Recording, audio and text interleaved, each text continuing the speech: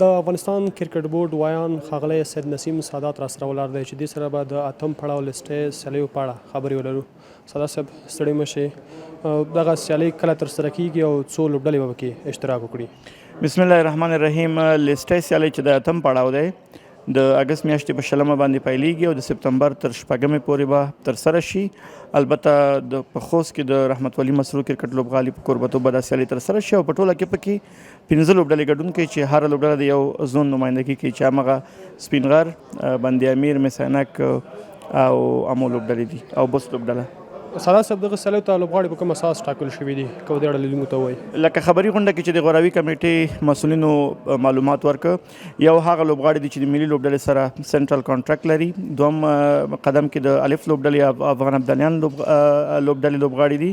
په دریم قدم کې د ډومېسټک کرکټ د سپین بال قرارداد چې کوم لوبغاړي لري هغوی دي.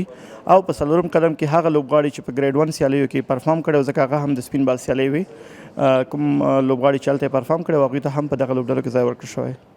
د ملي لوبډلې لوبغاړي پکې شته. که وګورو موږ ترای سیریز لرو د متحده عرب امارات او پاکستان سره، د دې ترڅنګ هغې نه وروسته اسیا جام دی شلوریز. د ملي ټیم کوم لوبغاړي پکې دي؟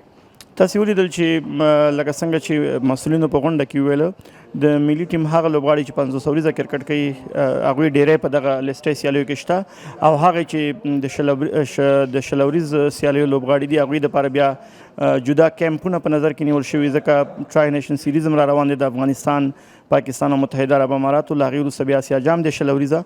نو د کیمپ لوبغاړي هم اعلان کړه چې تقریبا 22 لوبغاړي هغوی به په هغه کمپونو کې برخه اخلي تر څو د راتلونکو 2 ایونټونو ته آماده شي. وروستۍ پوښتنه، عموما ټولې څو لوبې کیږي او ژوندي نشراتو باره کې تر اوسه تاسو چا سره خبره کړې ده؟ ټولې 14 لوبې دي او د کرکټ بورډ میډیا څنګه په دغه سیالیو د پروډکشن او لایو نشراتو په اړه لا هم د یو شمېر هغه سره کمپنیو سره په خبرو کې دي چې څوک به پروډکشن کوي او چاته به دا سیالي به کوم تلویزیون په ژوندۍ بڼه خپروي. نو دا موضوعات لا نه دي نهایي شوي، خبرې روانې دي. هر کله چې نهایي شي بیا به یې موږ د هیوادوالو سره شریک کړو. ډېره مننه. تاسو نه هم مننه.